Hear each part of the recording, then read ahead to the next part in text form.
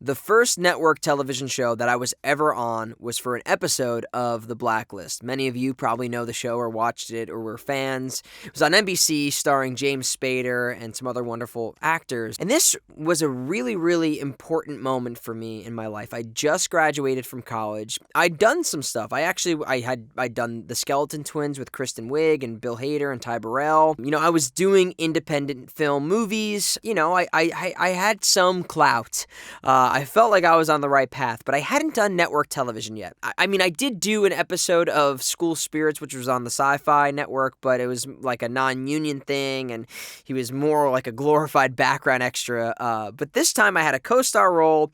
I had set lines. It was for a major network, and I was so beyond excited. And the reason why this meant more to me than even doing films like The Skeleton Twins was because, The Skeleton Twins went to Sundance and eventually went to like limited theaters and stuff, and it got a lot of success, had great actors. I had a scene with Bill Hader and Ty Burrell, and they were huge at the time still, SNL and Modern Family and everything else. It wasn't something that my friends or family were going to see, or it definitely wasn't something my grandma saw, and to me that meant a lot because she always was wondering what I was doing with my life. And this was something she could turn on the TV, she could see me and go, wow, at least I could feel like I'm doing this. I'm finally doing this. It's official. So the day came for shooting. I thought I did a great job. The director was super happy. I had a whole monologue to myself. I just felt really good about it. I was excited for eventually when it was going to come out. So fast forward a few months, I think is how long the turnaround was for this. And I told everybody. I went on Facebook and Instagram and Twitter, and I said, hey, everybody, I'm going to be on this episode at this time. You should all come and watch it. And I was super nervous, but also extremely excited because I was finally going to have that seal of approval that I wanted from so many people.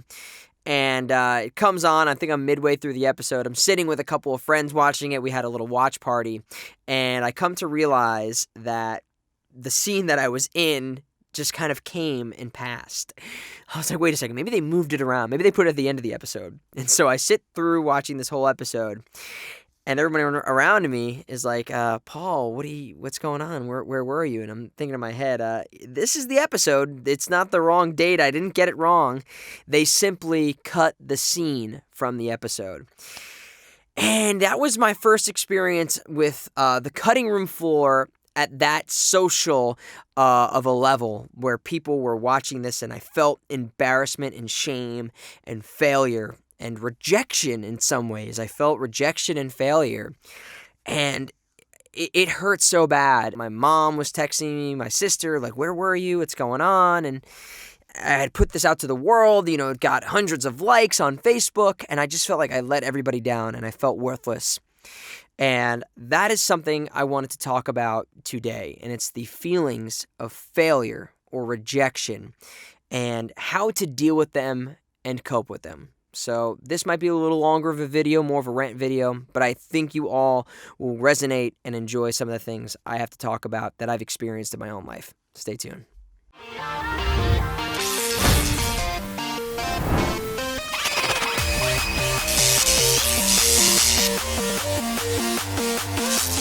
Hey guys, thanks for sticking around on this one and for listening to that kind of long-winded story. While you can, if you can subscribe, and check out more of the videos that I've been doing. It would really, really, really mean a lot to me, and hopefully it will be helpful and insightful for all of you. So as I said, I want to talk about failure or rejection and dealing with that, or how you can deal with those things as an actor, whether you're an on-camera actor, theater actor, voice actor, performer in any way.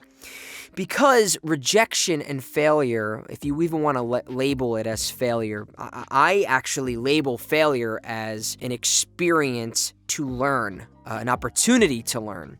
And I think that mindset, when I eventually adopted that after failing so many times, has become revolutionary for me and has really given me optimism in times of disappointment or not getting what I expected, or things not turning out the way I'd hoped, which they usually have a way of not doing. When you're squeezing real tight, it's often the times where it doesn't turn out the way you wanted. So I've implemented a lot of tactics or philosophies. I've learned from a lot of people, successful people who have been through the worst of times and the best of times to try and get through this. And I hope many of you who are out there who are ever having doubts about this career, pursuing a career in the entertainment industry, will find some hope in the things I'm saying. So one of the main things I want to talk about was surrounding yourself with a support group, a community of people who believe in you no matter what you do, success, failure, highs, lows. They value you for you. And the reason why this is important is because sometimes even your friends and family, the people who are closest to you, your blood, or just the people who you thought were your best of friends, don't really understand what it's like in the entertainment industry. So many times people in my family would say to me things like, "Why aren't you on that show? Why don't you reach out to those people?" And or "Why aren't you working?" And they don't understand that the majority of your job as a performer, as an actor, is auditioning.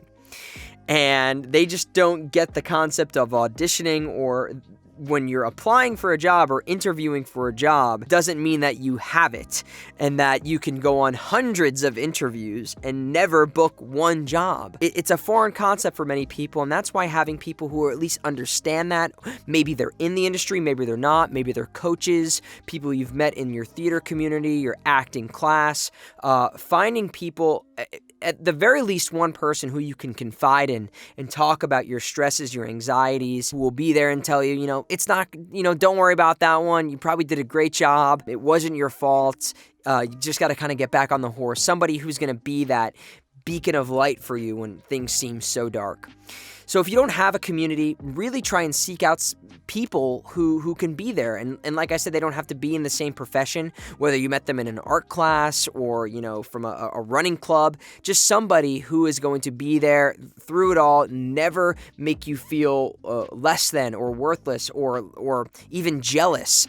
If you're doing things that are good, they're not going to be somebody who's going to try and bring you down because things aren't maybe where they hope they can be. And that happens a lot with actors or performers. There's a lot of unnecessary or unprecedented rivalries or jealousies that happen because it's such a career that requires a deep passion and thirst, and so many people want it and very few get it. So surrounding yourself with a community of people. Another thing I want to talk about is being an actor of any kind. You want control, and you get so little of it. And that's why I've always preached doing your own work, producing your own content in whatever way you can, or having a skill set that's valuable on set, just being able to participate or create. Because like I said, 90% of the time, you're not doing the thing that you want to do, which is acting. You're preparing for auditions, you're seeking out auditions or representation, or you're, in acting class. So any opportunity you can continue it to be on stage or be on the screen, showing other people who are responsible for booking you that you are working and growing and that they can see you doing the thing you want to do, the better. Some of the best actors in the world that I know don't work that much because there's very little opportunity and so much competition. So the more you can create that opportunity yourself, the better. Doesn't mean that being an actor isn't enough. It's just how much can you maximize your potential to work and be seen. So a lot of people get hung up on the things that they can control, like their headshots or their demos or their websites. And take this from somebody who designed websites for actors for many years and made reels and shot scenes for people, that sometimes that is not the most productive way to be focusing on your career. You can get caught up in this financial rat race of trying to do things and change things and obsess over things that aren't necessarily going to help you book jobs or keep working. Not that you shouldn't keep up to date on your website or, modify things if they're out of style, or get new headshots if it's been a while. But you need to be able to find worth in yourself and doing the things that you do best, which is acting, rather than spending money on things that are going to make you seem like you're being productive. I have friends who just spend money on headshots every few months because they feel like that's something they're doing productively instead of getting in an acting class or producing their own work or, perfecting another monologue or being in the gym and working on their health or going to meditation and working on their mental health or seeing a therapist and really, really working on their mental health so that they can be the best version of themselves when they get the opportunity to audition or perform. So that's something in terms of rejection that I've always felt, or failure was a way I could focus my time on in the beginning, and I learned quickly that that's not necessarily the best way of doing that. Back to the rejection and failure, there had been many, many auditions I've gone on where I felt like I did something really good, actually. I thought I did a great job, and I still didn't get it. And I took that personally. I thought that there was something that is about me that's not right, whether that's I'm too short, or I wasn't good enough, or they just didn't like something about me, and I made it really personal. And it took me a while to realize that there's many reasons that are not in our control for why you don't book things. It could be that the lead or the romantic interest of your character looks too much like you. You look more like brother and sister than a romantic couple, or you have the same hairstyle and length and color as your scene partner and they wanted something a little different, or your character, the way you brought an intensity to a scene matches too much of another character. The flavor you brought just wasn't the one that they wanted, and it wasn't that you are bad or not talented, but us as actors, because we don't hear from the casting like, hey, you did a great job, you're so amazing, we want to work with you, just not on this. We don't hear that every time. We start taking that personally. And that's why having people to talk to about that or other ways of focusing your energy is so, so important and crucial. There's been so many times I've left auditions where I've been so excited and I thought this was the one, and it just didn't happen time after time after time. And that consistency of hearing no beat me down. And if I didn't have movies I was producing or things I was writing and developing, I would have been lost. I would have been out of this game. Writing became a tremendous tool for me. And just to talk a little bit to my voice actors, I'd done hundreds of animation jobs before I booked my first animated series. I was doing commercials and promo and stuff, but I was like, I want to do animation, and I'm not getting it. And then I started writing my own animated series, and that became something I was really passionate and that I started working on and that I'm working on still to this day. So what are the ways that you can circumvent that negative energy into a positive energy and occupy your time with productive things? So like the first story I was telling you about, when I came home and I had all this disappointment and I felt like I let people down, that was because, number one, you should always figure out what you're comfortable with. I think promotion is a very, very important part of this career, and your branding and your marketing of yourself and promotion, being your own publicist in a way until you get one, until you've gotten to the point where one is awarded to you, let's say. Understanding how you're dealing with disappointment or vulnerability at this time. You might not feel comfortable putting something out there and not being in it. I've come to realize it's always worth it for me to put myself out there, and if things don't turn out the way they are, it was a learning experience, and if somebody thinks less of me because I got cut, then that's on them, and it's not on me. I'm always doing my best to do my best job, and I'm starting to understand that it's not my fault. Like I did a spot in the Seth Rogen movie, American Pickle, that came out, and while we were shooting, I knew that the scene I did was going to get cut. They shot it in an alternative way, and I realized that it was just taking too long what we did. We showed up to set, they handed us sides, and then they changed it shortly after. They just were trying to make the scene work, and for the flow of the piece, when I watched it, it made more sense the way they did it alternatively that Seth had recommended. And I didn't take that personally. I just knew as a filmmaker, because I was doing other things, that sometimes things have to make the cutting room floor to make the whole piece work better. The joke may not have been working, and it's not because I'm not funny. It could have been the writing. It could have just been the context in which that was fitting into the piece. It's never your fault as a person. You are enough, and that's something you should always drive home and put that noise in your ear consistently, is that you are perfect just the way you are. And if it didn't work for that project or job, that's just simply the wrong chemical combination for this specific thing. And your funny might be perfect for something else. It just didn't work in this scenario. And the last thing I really want to shed a light on is the power that social media has on everybody. So many people like to condemn social media or, paint it as a villain. And a lot of people don't understand that there is a very big use for it in the entertainment industry. And there's also with great power comes great responsibility to that. And if you're choosing to be on social media, which as we've seen can be beneficial to people in their career, whether that's, looking at the Instagram personalities or TikTok personalities, booking work because of their followings, but don't be afraid to block out the negative energy, really dictate through the privacy settings who is able to interact with you, setting guidelines and restrictions on if you post something that you're not going to engage in the comments, or if you're going to make a rule not to read them. Because as humans, it's so weird that we can get all this positive stuff in the comments, and even the celebrities talk about this, the most successful people in the world. You can get 1,000 positive comments, and then you ignore all of them, and you see the one comment that says something negative. And the internet inherently it breeds negativity, because there's a lot of depression that goes on in this world, a lot of bitterness, and anonymity on the internet is a great way for people to kind of outlet that. And oftentimes it's not personal at you, it's something that they're dealing with themselves.